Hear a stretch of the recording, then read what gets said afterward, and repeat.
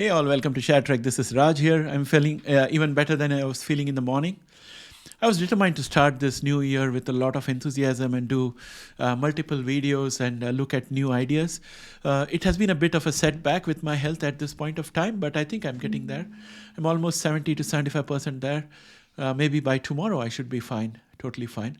You may feel that I'm a bit nasal, but you'll still be able to understand what I'm talking about.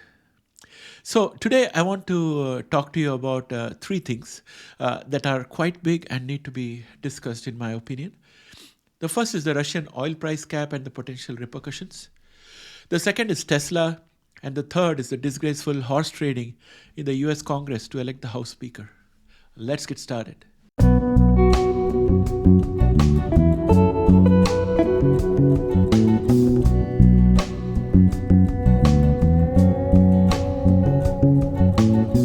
Welcome back, friends. A few things have been on top of my mind as I continue to look at the interest rate and the Fed speak, as well as our indices and housing market, which has been our traditional focus. Three things have risen to attention, and let us start with the first one, oil. OPEC has traditionally used oil as a strategic asset and enriched its treasury. We have seen that in other countries with abundant oil reserves, those countries have failed to exploit the oil for the national interest or to increase the quality of life for its people. It has always been that resource-rich countries that have been ruled by regimes propped by rich countries to exploit the resources find that their own citizens are in bad shape. We then had despotic regimes that subjected their citizens to horrors. We have seen the case of blood diamonds, and we have seen the hostage taking of oil executives in Nigeria, etc.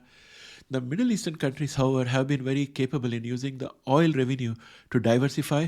Look at how UAE is building itself into a trading hub and unique structures that can attract tourism. OPEC is currently a very strong cartel, and it's in a position to rebuff US after the term of Trump, because Saudi Arabia has been able to flex its muscles and introduce production cuts despite US requests to the contrary.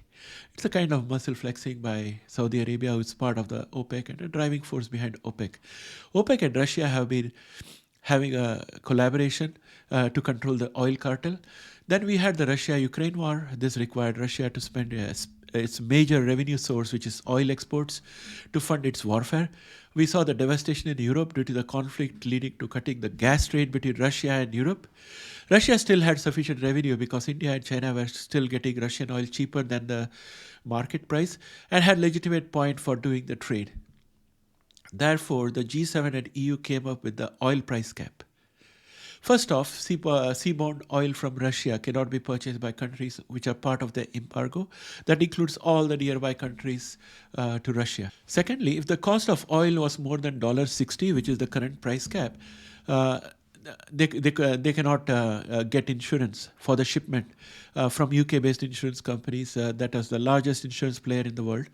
Also, there was an elaborate monitoring regime to track the $60 price, and I will explain that later. The $60 price cap encourages Russia to keep pumping oil, as it provides Russia a profit of approximately $30 to $40 per barrel.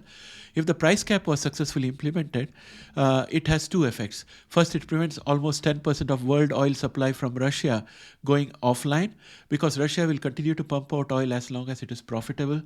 And second, in order to meet its budget requirements, Russia may step up production, and also countries like India can legitimately get much cheaper Russian oil. And if there's a $60 price cap, any other country which buys oil from Russia will definitely try to negotiate a price very close to $60 per barrel. In the second phase, starting February, oil product imports from Russia into Europe will also be banned. EU will not purchase any seaborne oil from Russia. The price cap also helps poorer countries by bringing down the reference price of Russian oil and creating need for Russia to find new markets to offload its production. Now, if any country for any reason wants to pay more than $60 price cap, then they cannot use operators or insurers from the coalition that impose the $60 cap. The Greek own a predominant portion of the sea fleet to transport oil. I think it's almost 90%. Britain is home to the largest maritime insurer, and these two constraints can squeeze Russia and any other country that wants to buy for more than $60 from Russia. However, sanction can be skirted by getting the tanker to go electronically dark in the sea and then transfer oil from one tanker to another, and then get insurance on the second tanker, and then circumvent all the uh, embargo. So surveillance and audits will also need to be needed to plug the leakage. If sanctions work properly and are seen in the backdrop of growing military support to Ukraine, there are two possibilities. First is Russia using its advanced weapon to expand the theater of war, and the second is a regime change in Russia as casualties and economic hardships increase. The first quarter of 2023 should give us some direction. Next, let's talk about Tesla. I'm so upset with the sharp fall in Tesla stock. My portfolio has a big hole because of the drop in Tesla stock price, and it's very difficult for me to use civil words to describe my feelings, so I'm not going to. Elon Musk is behaving like a spoiled brat and is egoistic. Having overpaid for Twitter and taken it private, he is using it as a bullhorn to publish his controversial opinions.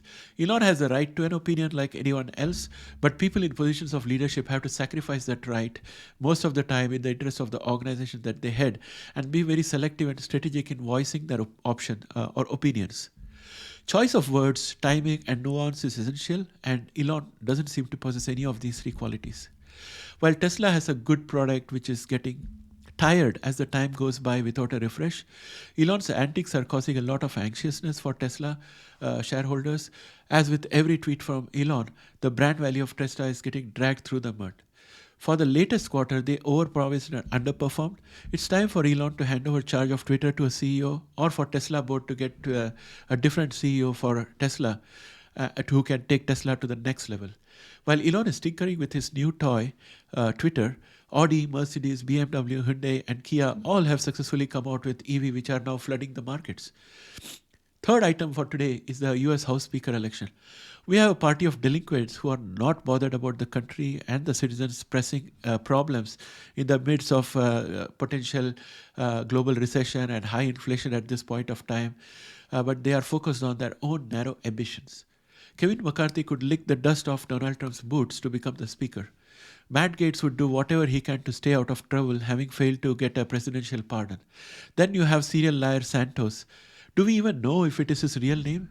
Is he really Santos? And if he's actually a US citizen? Everything about him is fake.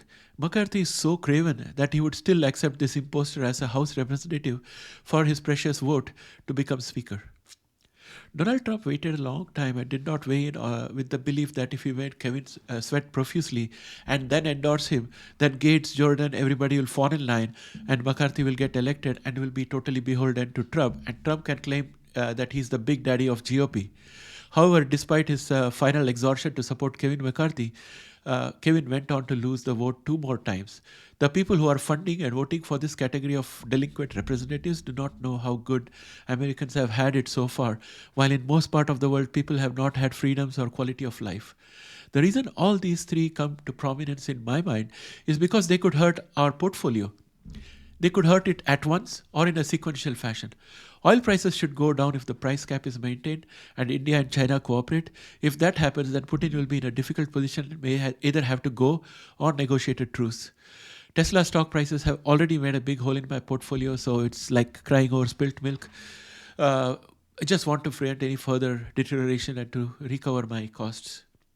The American political dysfunction will not take too long to be exploited by hostile countries to divide and cause maximum chaos in US, exactly when the US needs to engage in multiple geopolitical flashpoints to keep peace and good economic environment for our stock market. So that's what I have in mind, and I wanted to share this with you because this was eating me away.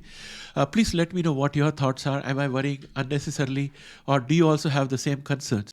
And friends, I can't thank you enough for the amount of support you have given me and the rate at which the channel is growing.